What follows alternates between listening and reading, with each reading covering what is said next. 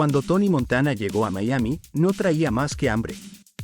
Hambre de dinero, de respeto, de un lugar en el mundo. Pero sobre todo, hambre de poder. Venía de un pasado turbio en Cuba, marcado por la cárcel y la violencia, y en su mirada no había rastros de arrepentimiento, solo una ambición que ya no podía ocultarse. En su primera entrevista con las autoridades estadounidenses, Tony no se molestó en fingir. Mostró la cicatriz en su rostro con orgullo y habló con la arrogancia de quien no teme al mundo. Su historial lo etiquetó como peligroso. Y fue precisamente esa peligrosidad la que selló su destino. No fue deportado, pero tampoco recibido con los brazos abiertos. En lugar de una oportunidad, recibió una jaula, un campo de refugiados llamado Freedom Town. Allí, entre la frustración de cientos de exiliados, Tony volvió a hacer lo que mejor sabía, sobrevivir. Y cuando se le ofreció la posibilidad de obtener la residencia a cambio de asesinar a un exfuncionario cubano, no lo dudó. Para Tony, la sangre era solo otro precio más a pagar en el camino hacia algo grande. Con un cuchillo oculto y una decisión ya tomada, cumplió su parte. Y con ello, obtuvo lo que muchos no: papeles, libertad, y una primera grieta en el muro que separa a los que sueñan de los que mandan. Pero la libertad no sabe igual cuando viene con un delantal manchado de grasa. Tony y su inseparable amigo Manny comenzaron lavando platos en un restaurante, con la ilusión marchitándose al ritmo del agua sucia. La humillación no venía del trabajo, sino de saberse hechos para algo más. Cuando Omar Suárez les ofreció un trabajo para Frank López, un narco local, Tony exigió algo más grande. No quería ser un peón. Quería mover piezas. Ese deseo de protagonismo lo llevó a aceptar una entrega peligrosa en nombre de Omar. El trato sería con unos colombianos, y desde el principio todo olía mal. Ángel, uno de sus amigos, terminó colgado de una ducha, asesinado sin piedad. Tony fue encañonado, torturado, humillado. Pero resistió. Y cuando llegó su oportunidad, no dudó. Mató al líder colombiano, recuperó el cargamento de droga y salió de allí con una cicatriz más, pero también con un trofeo. En vez de entregarlo a Omar, decidió ir directamente con Frank López. Lo miró a los ojos, le contó lo ocurrido y le entregó el cargamento. Frank, en lugar de molestarse, vio en él algo que no había en otros: coraje, inteligencia callejera y una peligrosa capacidad de ir siempre un paso más allá. Le ofreció trabajo, un lugar en su organización. Ese mismo día, Tony conoció a Elvira Hancock, la elegante y distante pareja de Frank. Bastó una mirada para que en su mente se sembrara una certeza: ella también sería suya. Elvira lo despreció al principio, pero Tony no era de los que aceptaban un no. Y en esa obsesión naciente, se gestó también su primer traición. Tony comenzó a ganar poder. Se volvió confiable, eficiente, temido. Los lujos empezaron a rodearlo, y con ellos, la idea de que ya no necesitaba a Frank.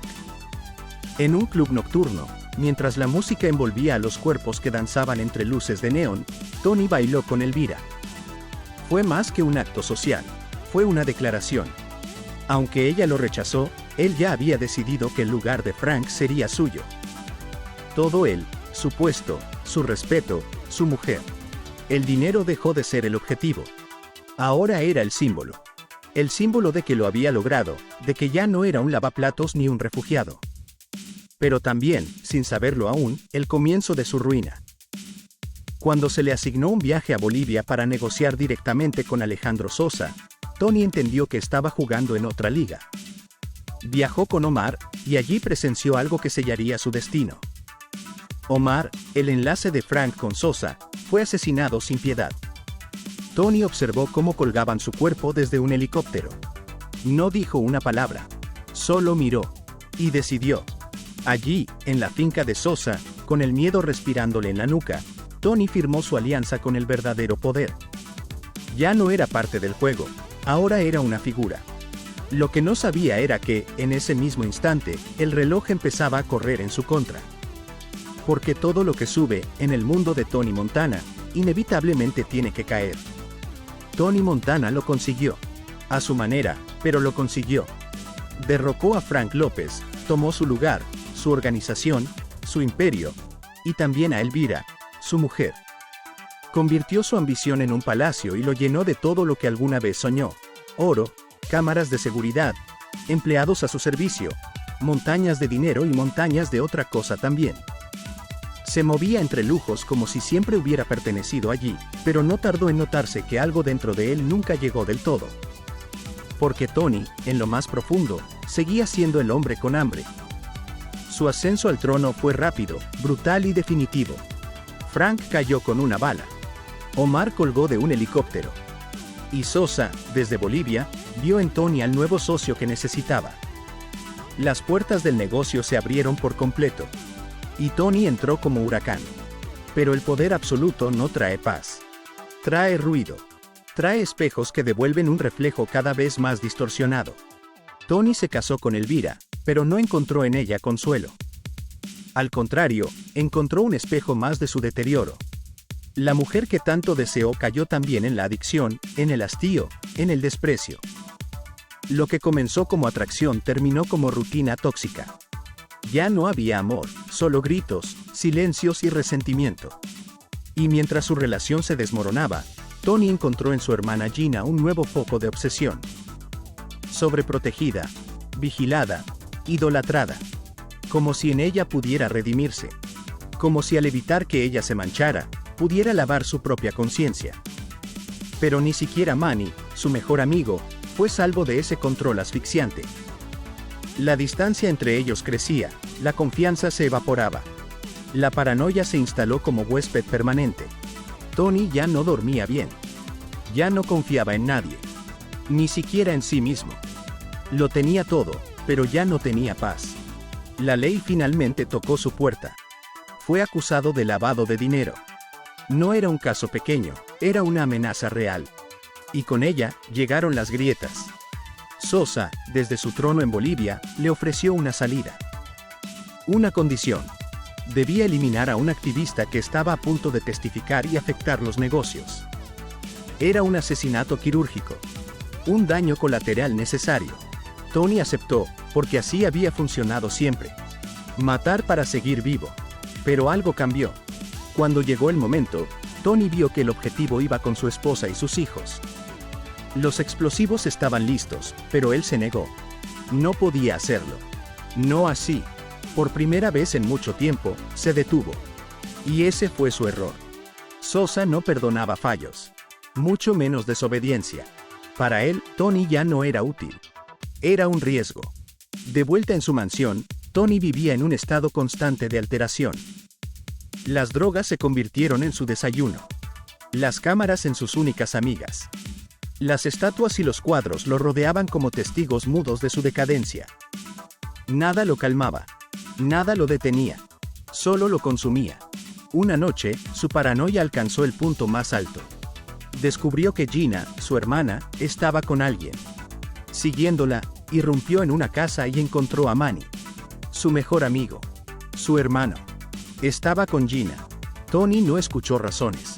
No esperó explicaciones. Solo disparó. En segundos, lo asesinó. Solo después, Gina, entre gritos y lágrimas, le confesó que se habían casado. Que lo amaba. Que Tony lo había destruido todo. El vacío se volvió insondable. Tony llevó el cuerpo de Manny a su mansión, en silencio. No dijo una palabra. No hubo lágrimas. Solo un ruido en su cabeza que ya no se iría. Y entonces llegó la última noche.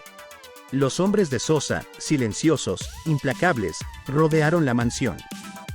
Ingresaron sin ser vistos. Armados. Decididos. Tony, intoxicado por la droga, creía estar listo para todo.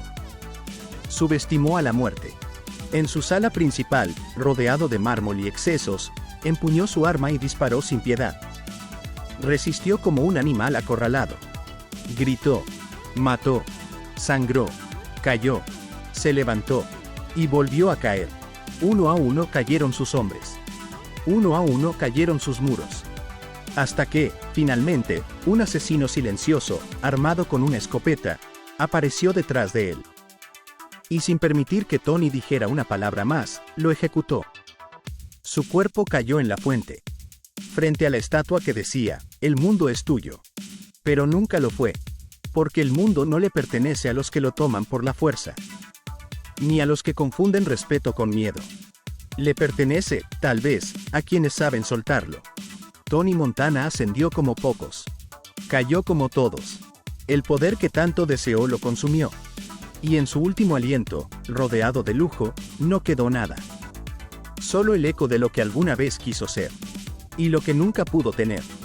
Si esta historia te conmovió tanto como nos estremeció narrarla, suscríbete al canal para no perderte los próximos relatos. Pronto analizaremos más vidas marcadas por el poder, la ambición y el precio que muchos pagan por querer tenerlo todo. No te pierdas lo que viene.